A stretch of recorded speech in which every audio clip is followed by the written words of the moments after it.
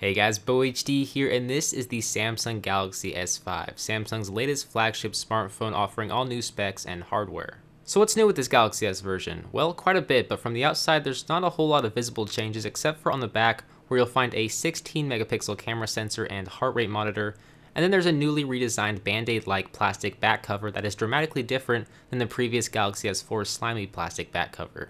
The heart rate monitor, which I'll talk more about later, is quite simply a gimmick in that most smartphones with a camera and flash can record your heart rate with a simple third-party app. But the new back cover Samsung has included with the S5 has really grown on me. I mean, it feels good in the hands, it's grippy and not too slippery or slimy, but at the same time it still feels like a half-baked approach to a new standard in build material. I think Samsung should have included the same leather back found on the Note 3 and many of Samsung's latest tablets because while this back material is very similar, it just doesn't feel quite as good. But another minor design change you'll notice with the S5 over the S4 is when you take a look around the device and notice some port covers that make this device water resistant or waterproof to a certain degree. For example, the micro USB 2.0 port has a plastic metallic cover to protect it from water, and then on top you'll find an IR blaster and 3.5mm headphone jack, which is treated with a waterproof nano coating to protect the water from damaging the phone. As for the rest of the buttons around the device, they're pretty standard in that you'll find the power sleep on-off button on the right-hand side, with nothing but the volume controls on the left-hand side. And then on the front of the S5, you'll find the speaker port for making calls next to the 2 megapixel front-facing camera, and then the various light sensors. And then you'll find two capacitive touch buttons down below, one for switching between various applications, and the other being a back button. And then there's the familiar Samsung home button in the middle, but what's different about this home button is that it actually has a built-in fingerprint scanner to unlock your phone. Now the thing about the fingerprint scanner is that in order to unlock your phone, you need to swipe your finger down across the home button, unlike the iPhone where you hold your finger on the home button. But as you can see, this makes it much more difficult for the fingerprint scanner to actually register your finger. You really have to swipe it just right, and sometimes it just doesn't like certain fingers. I'd say the success rate is about 1 in every 4 swipes. It just doesn't work all that well, but it does offer a lot of extra security, so it's going to depend upon whether or not you think it's worth swiping your finger multiple times to unlock your device. But once you do manage to unlock the S5, you'll be blown away by the 5.1-inch 1080p Super AMOLED display. Now, I've used a lot of phones with 1080p displays, but somehow Samsung has managed to make this display even more vibrant and beautiful than the last. Sure, the saturation is high and the colors are over-exaggerated a little bit, but nevertheless, it looks amazing and the contrast ratio is one of the best I've seen on a smartphone, period. I would say this is the best smartphone display currently on the market. It's that good even though it doesn't have a 2K resolution like many people thought it would. Now, unlike this beautiful display that is the best in its class, I can't really say the same about the performance on the Galaxy S5, and that isn't to say it is bad, it just isn't the best. I mean, navigating around Touchwiz is a breeze when it comes to switching between home screens and swiping through various applications, but when you have a lot of applications running at once and you're multitasking and sharing stuff between multiple applications, the stuttering and hiccups really start to show up, and it just takes away from the fluid experience you would find on stock Android or less customized versions of Android. And then there's also little things I've noticed, like where you tap on the multitasking button, there's a noticeable delay before you see the recent apps, something that is practically instant on stock Android, and it's just one of those areas where there really shouldn't be any lag at all, because otherwise you might as well just tap on the home button and go to the specific app you're looking for.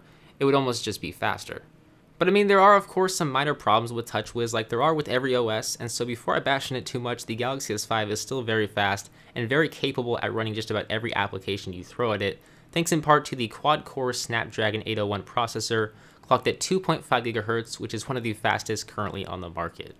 Now, another impressive area to take a look at when it comes to specs is the 16 megapixel camera on the Galaxy S5. Now, smartphone camera sensors have continued to get better and better each and every year, and there's no exception here with the Galaxy S5. This sensor really does a great job at capturing images and videos. As you can see, the amount of detail in the subject is very high, but the colors are so vibrant and beautiful. Anything and everything you capture with color is going to look good, assuming you're in a well-lit environment, because if you're not, quality does start to suffer. For example, in some of these shots, the lighting wasn't so great. As you can see, the images kind of become more noisy and less crisp. I can say that the low light performance on this cam is just average. It's definitely not going to be able to deliver any exceptional low light results, that's for sure. But as for the camera application itself, Samsung has of course packed this app full of features and modes. If you're familiar with Samsung devices, you'll quickly recognize most of the camera modes such as beauty phase, shot, and more, and dual camera mode with many others that you can download from Samsung's App Store. And then if you want to really customize your pictures and videos, you can tap on the gears icon to change it to about every possible setting you can imagine. You can even change the video quality to record at a 4K UHD resolution, because the Galaxy S5 can record at 4K. That's right, 3840 by 2160 resolution. As you can see, the video quality is ridiculously good, especially for a smartphone. I mean, when you view a 4K video on a beautiful Super AMOLED display like on the Galaxy S5, the quality is lifelike. It's just that good. So I can overall say that I'm very impressed. It is just a very nice smartphone camera.